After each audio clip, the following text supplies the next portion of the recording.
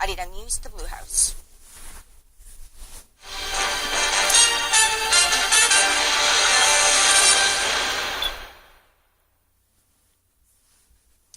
The UN General Assembly has overwhelmingly backed a resolution calling for US President Donald Trump's recognition of Jerusalem as Israel's capital to be withdrawn. Thursday's vote came despite warnings from the US to pull funding from the world body. Noah Ram with the details.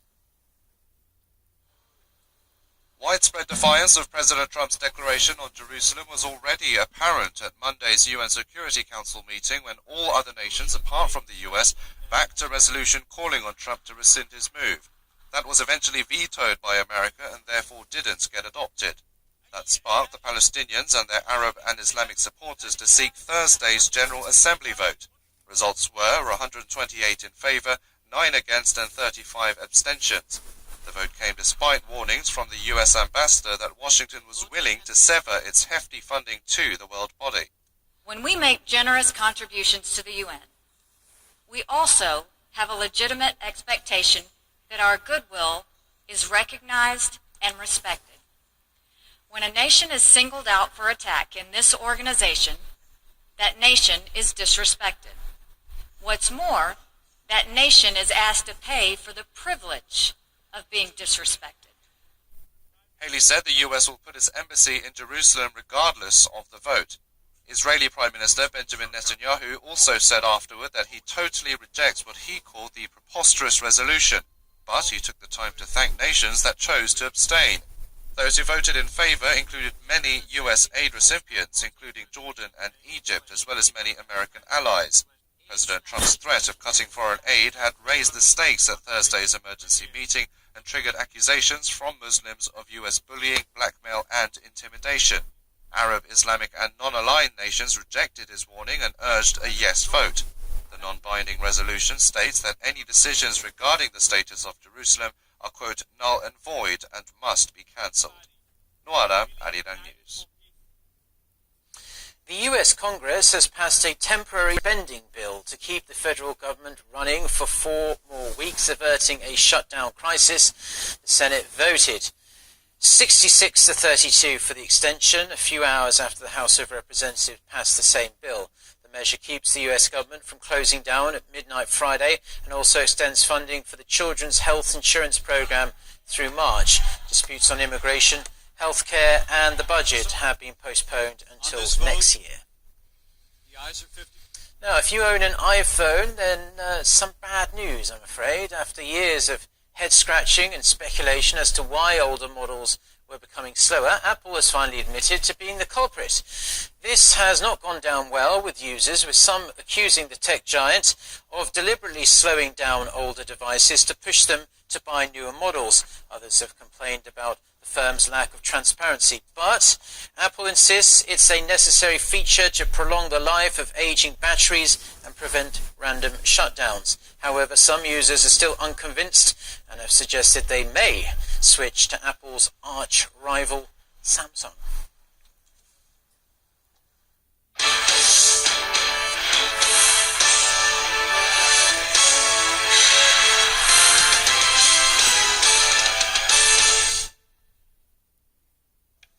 Korea is just weeks away now from hosting its first Olympic Games in 3 decades. The organising committee and other people involved are putting the final touches to be fully ready to play host to the global games. Transport to the venues is ready and upgrades to facilities are made to ensure athletes and spectators are comfy and shielded from the winter cold. Ichiwon reports. With only 50 days left to go until the 2018 Pyeongchang Winter Olympics, Korea is putting on its final touches on 6.5 years worth of preparations. On Thursday, a ceremony was held to mark the launch of the Gyeonggang high-speed KTX rail line. Extending the previous route to the eastern city of Gangneung, the new line takes visitors from Seoul directly to the host cities of the 2018 Olympics in a much shorter time. It normally took 3 to 6 hours depending on the mode of transportation to get to Gangneung from Seoul, but the new line cuts the travel time to slightly under 2 hours. The existing line went around the region to get to Gangneung, but the new line goes right through the Taebaek mountain range. And during the Olympic season, more trains will be running, not to mention the temporary operation of trains from Incheon International Airport straight to Pyeongchang and Gangneung. The train will be officially open to the public starting Friday. Venues are also getting their final touches. Cheongsan Alpine Center, where one of the first Olympic events will be held, has completed all of its construction and tests and is now at the final stages of setting up the fences, piling artificial snow, and grooming the surface by January.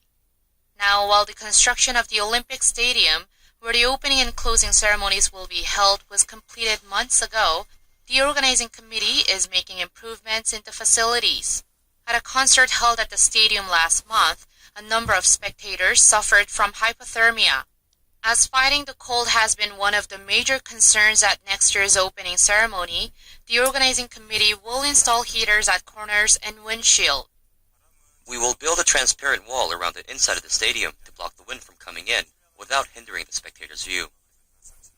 The committee also plans to distribute blankets, hot packs, and other winter wares to keep the spectators warm. With the hardware for the Winter Games being finalized, the organizing committee is now focused on boosting promotion and ticket sales to get one step closer to successfully hosting the country's first Olympics in 30 years. 이지원, 아리랑 뉴스. Now, the number of passengers a year passing through Incheon International Airport has exceeded 60 million. For the first time, the Incheon International Airport Corporation said that 60.18 million passengers had arrived or departed from the airport as of Thursday, nearly 2.4 million more than the previous year. The total number is expected to reach 62 million by the end of this year. The airport has seen an average annual growth rate of 6.8% since its opening in March 2001. The corporation attributed the increase to a rise in overseas trips and low-cost airlines. Social media has exploded in popularity in recent years and is now fast becoming the way to shop. SNS Marketing is Korea's fastest-growing shopping platform, targeting consumers with a personalized approach and creating a buzz through special offers and events. Won Jong-hwan with the details. Social network services have become the fastest-growing shopping platform, outperforming other platforms like TV home shopping or internet shopping malls, and creating a buzz in South Korea. SNS is being used by firms not just to share information about their products, but to also sell their products directly and promote them with special offers and events, like one held last week through SNS involving over 1,000 companies. The first edition of 12 to 12 Day event was held to build consumer interest within the SNS market and provide users with an opportunity to purchase quality products at a highly discounted price. SNS Marketing uses social media platforms to connect consumers with products through virtual communities and allow firms to interact with customers and provide products tailored to their needs. The CEO of Monica Room, one of the first companies to use SNS Marketing in Korea, says that its big advantage over conventional marketing is the ability to adapt to customers' personalized needs. We visit our customers' SNS pages and we communicate with them as they receive our news feeds. If you compare SNS with general online shopping malls, SNS platforms can communicate one-on-one with people, and this can lead to customized sales marketing to each individual. Traditional online shopping platforms are often limited to telling people what to buy, with few mechanisms to obtain customer feedback. But the open nature of SNS allows participants to share their views and feedback on brands, products, and services. On traditional platforms, marketing is often viewed as brand storytelling. But if you look at SNS marketing, it is more like brand story doing, meaning that customers and viewers are actively taking part in selling a brand's products. As customers can ask questions and voice their concerns directly to companies through social media, they can make more informed purchasing decisions, leading to fewer return products or requests for refunds. As we continue posting reliable information, those who like our information visit our products' websites, and a relationship of trust between the buyer and seller forms within the online platform. But there are also costs to marketing through SNS. Since SNS is mostly about one-on-one communication, companies need to hire personnel to handle social media interactions. And the viral way information spreads through SNS doesn't always work in the company's favor. Since SNS marketing often engages through live platforms, any negative reviews or comments regarding a company can suddenly spread to all those people who follow the company. But at the same time, the live nature of SNS can help create a positive buzz around the product and drive social shopping among SNS users. As followers of a product repost comments made by others, a small piece of marketing can reach a large audience. But companies can't sit back and be passive when it comes to social media. Nearly 2.5 billion people around the world use some sort of social media. But a large number of audience on social media does not always translate into strong sales figures.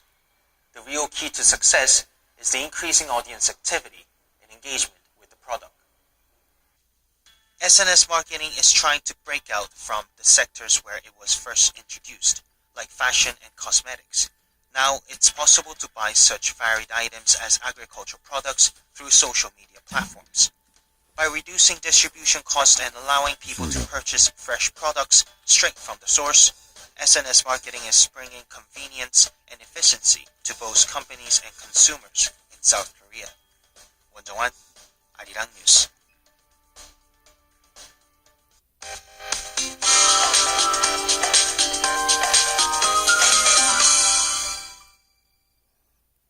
Good afternoon. Today is the winter solstice, which means the shortest day and longest night, and we'll have 4 hours and 52 minutes more darkness than daylight today. But when the sun is in the sky, we'll have relatively mild temperature readings. So Seoul will have a high of 8 degrees Celsius this afternoon, while Daegu and Gwangju will make it to 10 degrees, and the air quality will improve in the afternoon as well. And expect to have milder than average temperatures until Christmas Eve, with rain expected tomorrow night through Sunday. Then freezing temperatures are set to return on Christmas Day, but it will be mostly sunny. With that, let's take a look at the international weather for viewers around the world. While it's forecast to be a mild winter solstice in South Korea, many regions in North Korea will see readings going up higher under plenty of sunshine. And as for the rest of Asia, Beijing and Tokyo will have a mostly sunny Friday, and a similar weather pattern will last through the Christmas holiday weekend. Meanwhile, Kuala Lumpur will have scattered thunderstorms on Friday and into the weekend. Heading to North America with the busiest travel season of the year upon us, those in Montreal should take note that harsh conditions may hit while they are traveling. And as for South America, Bogota and Lima will have a similar weather pattern under a good amount of sunshine on this Friday. Taking you to Europe, Friday's forecast in Rome and Madrid calls for mostly sunny skies with double-digit afternoon highs, and expect to have a similar weather conditions on Christmas as well. Lastly, to Africa, those in Tripoli will see light rain into Saturday.